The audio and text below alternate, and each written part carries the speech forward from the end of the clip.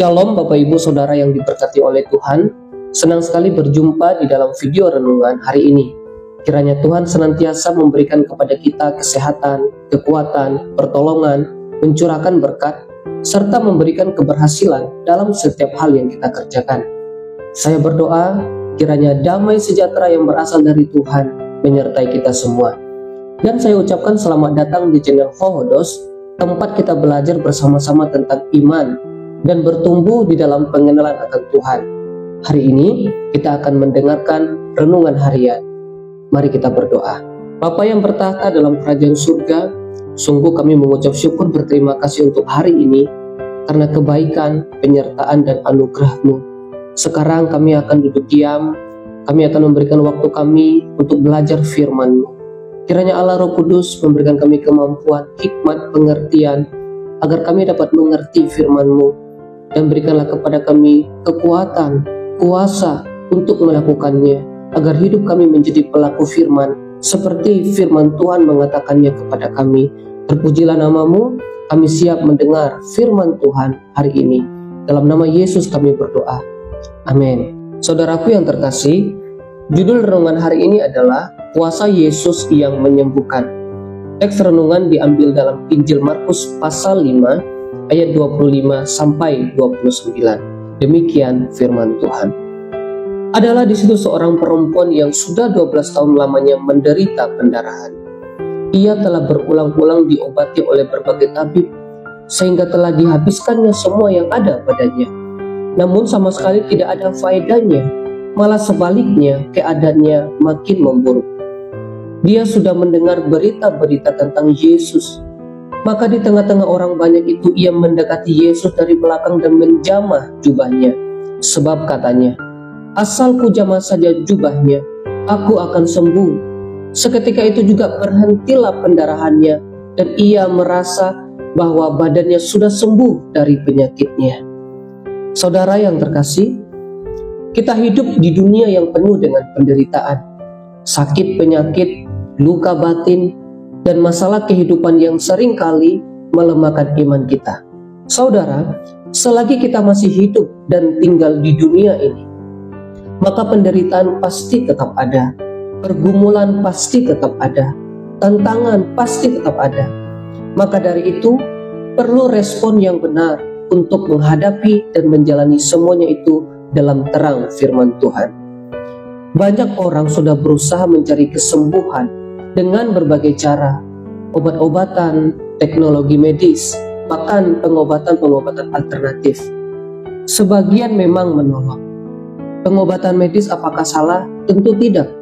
Ada banyak orang yang disembuhkan dengan pertolongan medis. Tuhan juga bisa pakai dan bekerja luar biasa terhadap penanganan medis. Pertanyaannya bukanlah masalah medis atau tidak medis, melainkan saat kita sedang sakit, kepada siapa kita mempercayakan hidup ini? Kepada siapa kita bergantung penuh dalam hidup ini? Pada saat kita sakit, siapa yang kita sembah? Apakah iman kita tetap percaya kepada Yesus? Itu yang menjadi pertanyaannya. Apakah kita masih percaya kepada Tuhan Yesus yang sanggup menyembuhkan dan menolong kita?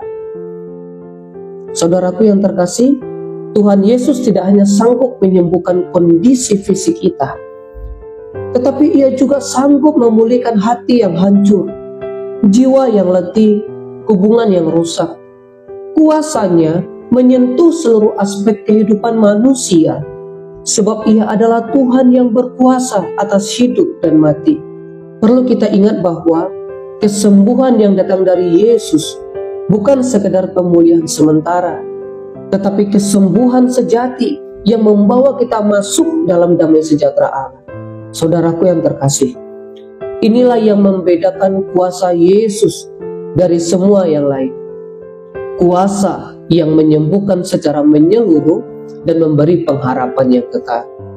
Saudaraku yang terkasih, izinkan saya memberikan penjelasan singkat terhadap konteks Markus pasal 5 ayat 25 sampai 34. Dalam Markus 5 ayat 25 sampai 34 menceritakan tentang seorang perempuan yang sakit pendarahan selama 12 tahun. 12 tahun bukanlah waktu yang singkat. 12 tahun merupakan waktu yang sangat lama. Ia sudah mencari pertolongan dari banyak tabib dan menghabiskan semua hartanya, tetapi tidak kunjung sembuh. Namun, ketika ia datang kepada Yesus dengan iman, hanya dengan menjamah jumbai jubahnya, ia mengalami kesembuhan seketika. Kisah ini menekankan bahwa kuasa Yesus lebih besar daripada keterbatasan manusia, dan iman adalah kunci untuk mengalami kuasa itu. Nah, saudaraku yang terkasih, bagaimana kuasa Yesus bekerja menyembuhkan hidup kita hari ini? Yang pertama, Yesus menyembuhkan dengan kuasanya, bukan dengan cara dunia. Dunia menawarkan banyak solusi untuk kesembuhan, baik melalui ilmu pengetahuan maupun alternatif. Namun saudara, semua itu ada batasnya. Perempuan yang sakit pendarahan sudah mencari pertolongan ke banyak tabib, tapi tetap gagal. Disinilah kita belajar bahwa kuasa Yesus itu berbeda. Kesembuhan dari Yesus tidak bergantung pada kemampuan manusia, melainkan berasal dari otoritas ilahinya sebagai Tuhan.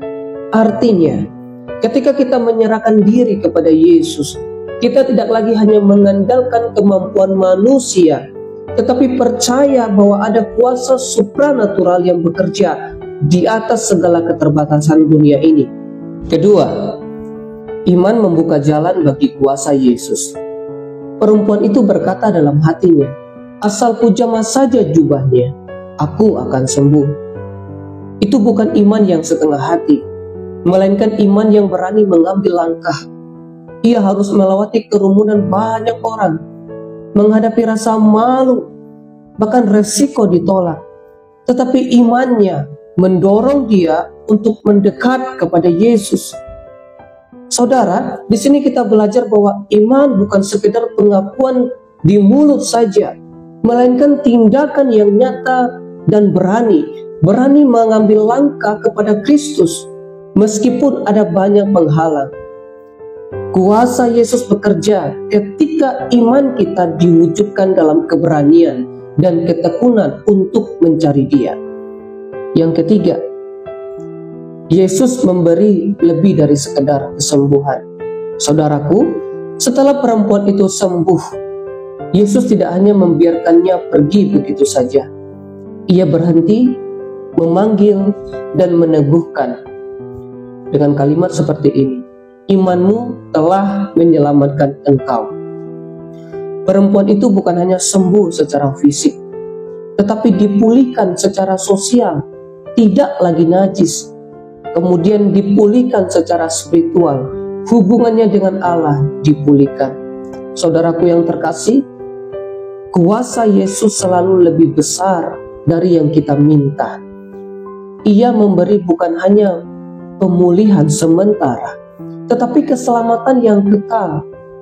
Jadi fokus utama kita bukan sekedar mencari mujizat, melainkan hidup dalam relasi dengan Sang Juru Selamat kita yang memberi makna sejati dalam kehidupan ini. Oleh karena itu, saudaraku yang terkasih, jika engkau sedang sakit, jangan hanya mencari pertolongan manusia. Datanglah kepada Yesus dengan iman, sebab kuasanya tidak terbatas. Jika engkau terluka dalam batin, biarlah kasih Kristus menyembuhkan hatimu. Ia sanggup memulihkan rasa bersalah, luka masa lalu, dan ketakutan. Jangan berhenti hanya pada kesembuhan jasmani saja. Jadikanlah relasi dengan Kristus sebagai pusat hidup, karena Dialah sumber kesembuhan yang sejati. Jika hari ini engkau berada dalam ketakutan, kecemasan, kelemahan, beban berat, datanglah kepada Yesus penuh dengan iman. Dia beri kelegaan seperti firman-Nya. Dia beri jalan keluar. Dia beri kemenangan. Dia beri segala yang terbaik buat kita, yang menunjukkan betapa besarnya cintanya kepada kita. Mari kita ambil kesempatan hari ini untuk datang kepada Yesus. Saudaraku yang terkasih, kuasa Yesus yang menyembuhkan nyata sampai hari ini. Tuhan Yesus telah menyembuhkan banyak orang pada waktu itu. Dan hari ini juga kuasanya juga nyata. Kesembuhan di dalam nama Yesus pasti terjadi. Engkau yang sakit hari ini disembuhkan dalam nama Tuhan Yesus. Seluruh penyakitmu hari ini hilang, seluruh penyakitmu sirna dan engkau sembuh. Kesembuhan terjadi dalam nama Yesus. Engkau diberkati oleh Tuhan. Percayalah, Dia sanggup mengubah kelemahan menjadi kekuatan, sakit penyakit menjadi kesembuhan, dan putus asa diubahkan oleh Yesus menjadi pengharapan. Oleh sebab itu, sekali lagi saya mendorong, mari ambil kesempatan ini bagi setiap dan siapapun yang mendengar renungan ini, agar engkau menuju kepada Yesus. Datanglah kepada Yesus hari ini, engkau akan diselamatkan, engkau akan masuk surga, kesembuhan akan diberikan kepadamu, kekuatan dalam menjalani kehidupan ini diberikan kepadamu, hikmat kebajikan diberikan kepadamu, kekuatan, kemampuan untuk mengelola sesuatu diberikan Tuhan kepadamu. Terpujilah nama Tuhan. Mari kita berdoa. Tuhan Yesus, terima kasih. Kami percaya Engkau hadir di tengah-tengah kami saat ini. Kuasa-Mu nyata dan sempurna. Oleh sebab itu ya Tuhan, berikanlah kepada kami iman yang teguh, iman yang terus percaya kepada kuasa-Mu. Kami ingin meninggikan nama Yesus, dan biarlah dalam kehidupan ini penyertaan-Mu sempurna. Allah Roh Kudus sertai setiap langkah kehidupan kami, dan biarlah setiap orang yang mendengar renungan ini diberkati oleh Tuhan, diubahkan dan diselamatkan di dalam nama Tuhan Yesus. Kami sudah berdoa. Haleluya. Amin. Saudaraku yang terkasih, mari bersama Pohodos kita terus berjalan dalam iman bahwa Yesus adalah Tuhan yang hidup, berkuasa, dan menyembuhkan. Haleluya.